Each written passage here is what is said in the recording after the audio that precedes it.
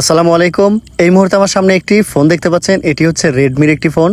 এই ফোনটির সমস্যা, অনেক দিন আগে এই ফোনটির সিপিইউ রিবলিং করিয়েছিল বগুড়া থেকে। এই কাস্টমার মূলত বগুড়া থেকে আসছে। তো এখন আমি এটা মিটারে চেক করলাম। চেক করার পরে দেখলাম যে এটা যে রিডিং আছে তাতে মনে হচ্ছে যে এটা সিপিইউ রিবলিং করলে ঠিক হবে না। এই জন্য আমি এখানে যে স্ক্রিনশিল আছে এটাকে মূলত এখন পুরোপুরিভাবে তুলে ফেলবো।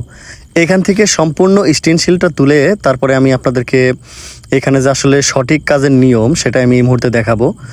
তো এখান থেকে স্ক্রিনশিলটা না তুললেও হতো, তবে তুলে কাজ করাটা আমার কাছে বেটার মনে হচ্ছে। এই স্ক্রিনশিলটি তোলার পরে এখানে যে আমাদের ইউএফএস যে মেমোরিটা আছে 6128, এটা মূলত তুলতে হবে। আর এটা তোলার অর্থ আমি আপনাদেরকে বলি, সেটা হলো যে এর আগে যখন কাজ করেছে, এর আগে যখন অন্য টেকনিশিয়ান কাজ করেছেন তখন কিন্তু এই স্ক্রিনশিলের ভিতরে ফাঁকা আছে, এই ফাঁকার ভিতরে অনেক পেস্ট ঢুকেছে।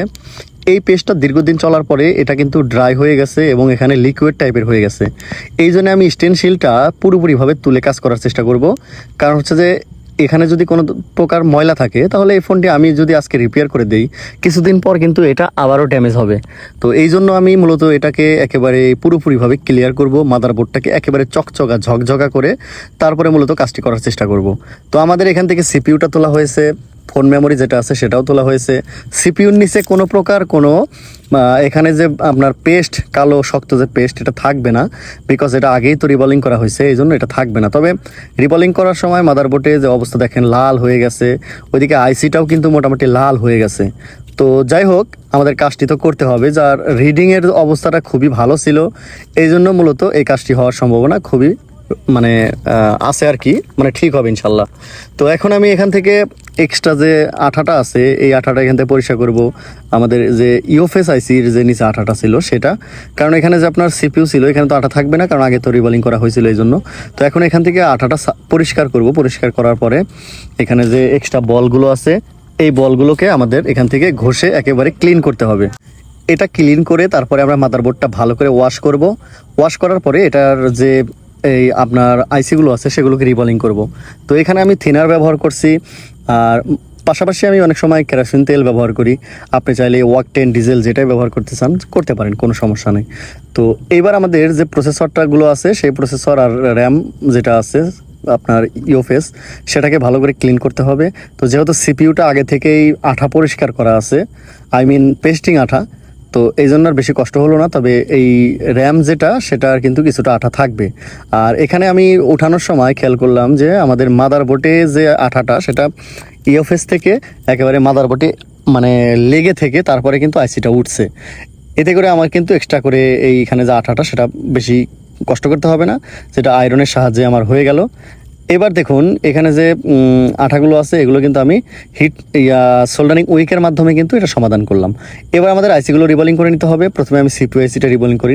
এটা হচ্ছে স্ন্যাপড্রাগন 730G, আর এটা সংখ্যায় যদি বলি তাহলে 7150, এটা হচ্ছে সেই সিপিইউ।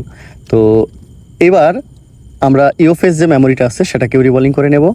এটা আমাদের রিবলিং করার জন্য স্টেনশিল যেটা আছে সেটা ওই 7150 যে প্রসেসর আছে সেটার পাশেই কিন্তু এটার স্টেনশিলের যে সেটা পাওয়া যায়। তো এই জন্য আমাদের এক্সট্রা স্টেনশিল ব্যবহার করতে হয় না। তো আমাদের প্রত্যেকটা কাজ করার সময় প্রত্যেকটা জিনিস খুব ভালো করে ক্লিন করে নিতে হবে। ক্লিন করে যখন নেবেন তখন কিন্তু কাজগুলো খুব ভালো হবে। দেখুন এখন মাদারবোর্ডটা কিন্তু প্রথমে যখন আমি স্টেনশিলটা এখান থেকে খুললাম তখন কিন্তু একেবারে নোংরা ছিল, আর এখন কিন্তু মাদারবোর্ডটা একেবারে পরিষ্কার। তো এইবার আমরা আইসি যেহেতু রিবলিং করেছি, তারপরে আদারওয়াইজ যত কাজ আছে সবগুলো কাজ করেছি, এখন আমরা একটা একটা করে আইসি এখানে বসিয়ে দেবো আগের মতো করে। প্রথমে আমরা সিপিইউটা বসিয়ে দেব। এরপর আপনি চাইলে যারা টেকনিশিয়ান আছেন তারা কিন্তু মাদারবোর্ডটা একটু ঠান্ডা করে চেকিং করে নিতে পারেন মাদারবোর্ডের রিডিং কত দেখাচ্ছে। মিডিয়াটেক আইসি হলে আপনার 3 থেকে 4 রিডিং দেখাবে, আর কোয়ালকম স্ন্যাপড্রাগন হলে 7 থেকে 9 রিডিং দেখাবে, কখনো 11 রিডিং দেখাতে পারে। এটা প্রসেসর বুঝে হয় মূলত। তো এবার আমাদের প্রসেসরটা লাগানো হয়ে গেছে। আর অনেক সময় আপনার প্রসেসর লাগানোর সময় দেখবেন আশপাশের আইসিগুলোর ভিতরে থিনার যায়, সেই ক্ষেত্রে যখন আপনি হিট দিবেন তখন চুরচুর চুরচুর একটা সাউন্ড হবে। অর্থাৎ থিনার তো আসলে আমরা অরিজিনাল পাই না, বাংলাদেশে আমরা যারা কাজ করি থিনারগুলোতে পানি মিক্স থাকে। এই জন্য আপনি যখন অন্য কোনো আইসি কাজ করবেন তখন পাশের আইসিতে যদি থিনার ব্যবহার করে থাকেন বা পরিষ্কার ক্লিন করে থাকেন, সেক্ষেত্রে কিন্তু এখানে একটু পেস্ট দিয়ে নিতে হবে। এই ফ্লাক্স পেস্ট দিয়ে নেবেন। ওই যে আইসিগুলোতে আগে থেকে বল করা থাকে অথবা পেস্টিং ব্যবহার করা না থাকে, এই ধরনের আইসিগুলোতে, সেটা পাওয়ার আইসি হতে পারে, চার্জিং আইসি হতে পারে, লাইট আইসি হতে পারে, সাউন্ড আইসি মানে অডিও আইসি হতে পারে। তো এই ধরনের আইসিগুলোতে একটু করে পেস্ট দিয়ে নেবেন, ফ্লাক্স পেস্ট, এতে করে যেখানে পানির যে বিষয়টা আছে এটা কেটে যাবে। এবার আমাদের সবগুলো আইসি লাগানো শেষ হয়ে গেছে। এখন আমি এটাকে একটু ঠান্ডা করব। আমাদের এই যে ইওফের যে আইসিটা, এটা সুন্দর করে একটু বসিয়ে দিচ্ছি। আমরা এখন এটা ঠান্ডা করব। ঠান্ডা করার পরে মূলত চেকিং করে দেখব যে আমাদের কাজটি হয়েছে কিনা। তো এখন আমি এটা ডিসপ্লের ভিতরে তুলব, যদিও চার্জ না থাকারই কথা, কারণ যেহেতু ফোনটা ডেড অবস্থায় আসছে। এই যে দেখুন, আমি এখন চার্জে লাগালাম। এই যে দেখুন, আলহামদুলিল্লাহ দেখুন আমাদের চার্জিংয়ের যে লাইনটা সেটা কিন্তু চলে আসছে। আমাদের এখানে কিছু সময় অপেক্ষা করতে হবে এইটার যে 1% বা 2% চার্জ সেটা আসা পর্যন্ত। কিছুক্ষণের মধ্যে এসে যাবে, যেহেতু আমি এখানে ভিডিওটি স্পিড করিয়ে দিয়েছি। দেখুন আমাদের চার্জিংয়ের যে ইয়াটা সেটা এখনই চলে আসবে। এই যে আসছে 1%। তো এবার যদি আমরা চালু করি, চার্জারের ভোল্টেজ উভয় মিলে কিন্তু ফোনটি চালু হয়ে যাবে। দেখুন আলহামদুলিল্লাহ চালু হয়েছে।